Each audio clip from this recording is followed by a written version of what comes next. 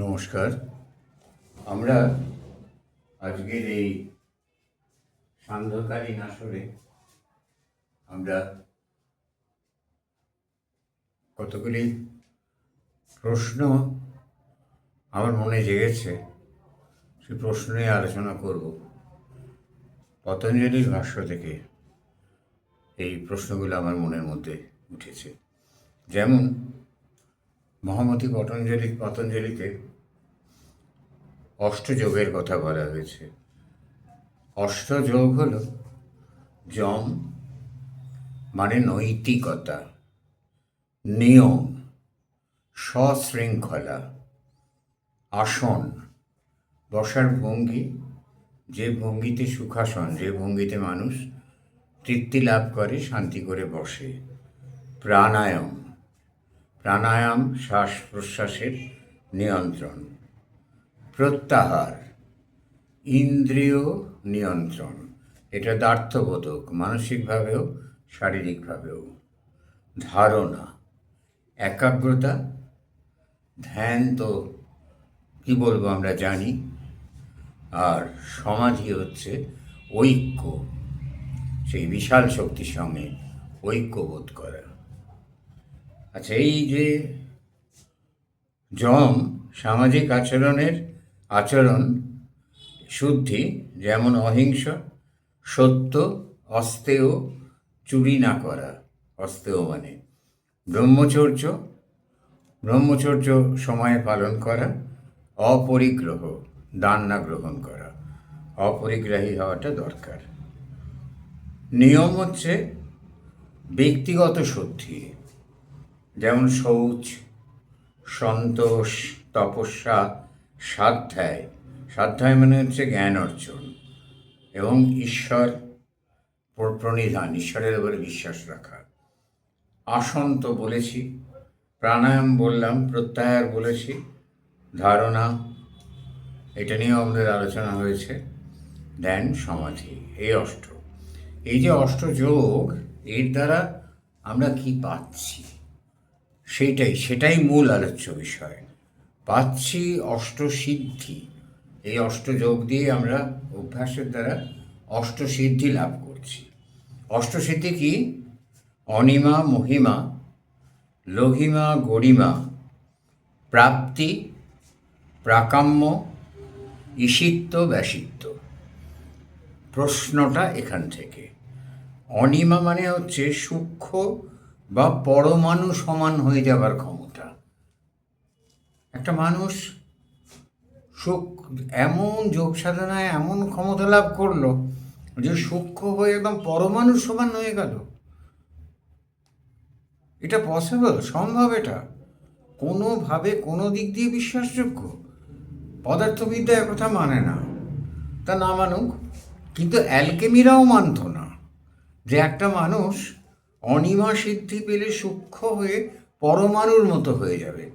যদি এর কোনো বিশাল ইনার মিনিং দার্শনিকেরা করেন তাহলে আমি জানি না সেটা, কিন্তু স্বাভাবিকভাবে যেটা বলা আছে সেটা হচ্ছে অনিমা, পরমাণুর সমান হবার ক্ষমতা, ক্ষুদ্রতা কথাটা ব্যবহার করা হয়েছে। মহিমা, বিশাল বা মহান হবার ক্ষমতা। সেটা না হয় মানসিক অর্থে হতে পারে, জ্ঞানের অর্থে হতে পারে, চারিত্রিক দিক থেকে হতে পারে, ঠিক আছে। গরিমা, ভারী হবার ক্ষমতা।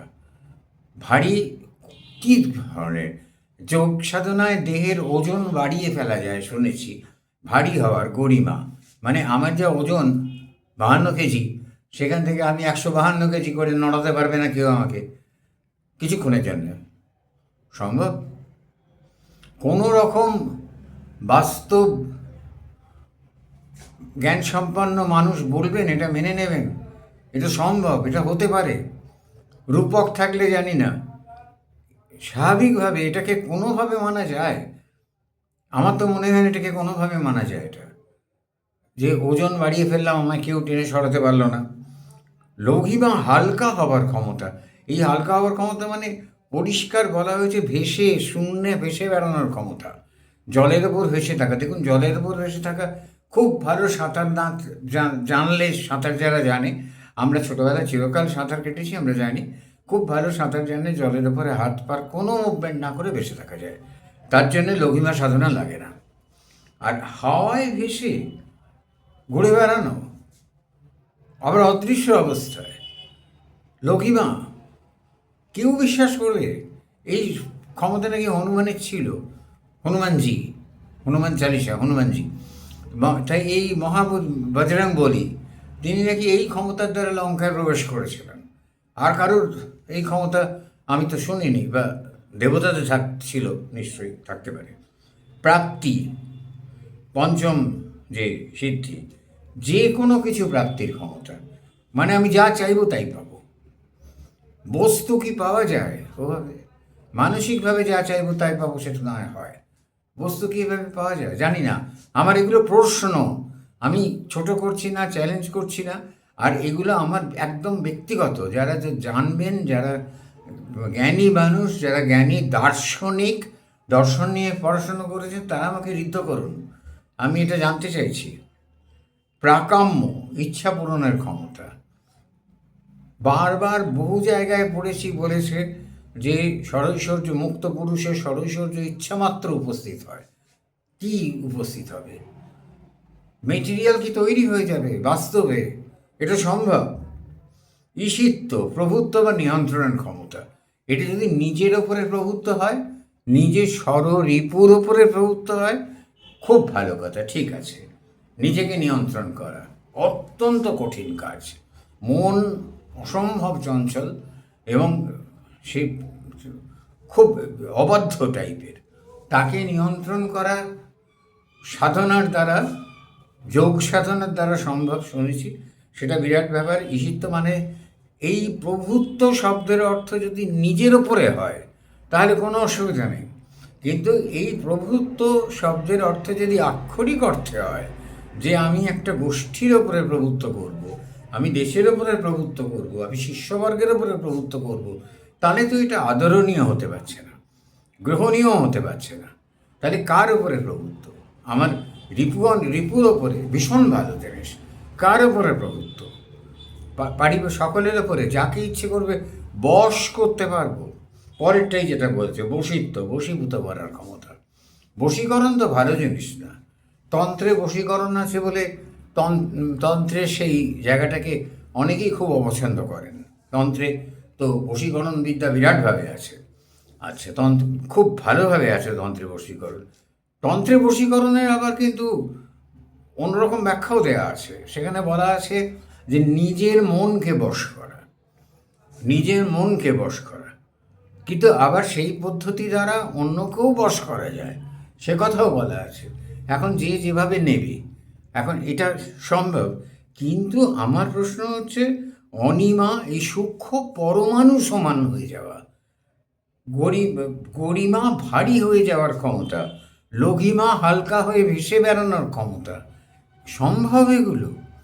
এগুলো কি কোনোভাবে হতে পারে?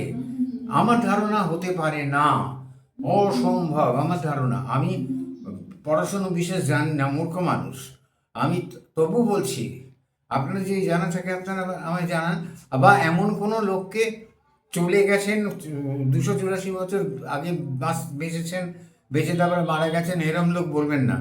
এখনও কেউ যদি দেখাতে পারেন, অনেক যোগী আছেন এখনও, আসরটা সঙ্গটঙ্গ খুলে বসে আছেন, দেখান আমাকে ভেসে বেড়ানোর ক্ষমতা। হাওয়ায় ভেসে আমাকে দেখান, অনুর মতো হয়ে গিয়ে আমাকে দেখান। কোন যুগে 1000 বছর আগে হয়েছিল আমি মানতে রাজি নই। বর্তমানে এই জিনিসগুলো আছে, আমাকে দেখান, আমাদের দেখান। আমরা ঋদ্ধ হব, আমরা প্রণত হব। নমস্কার।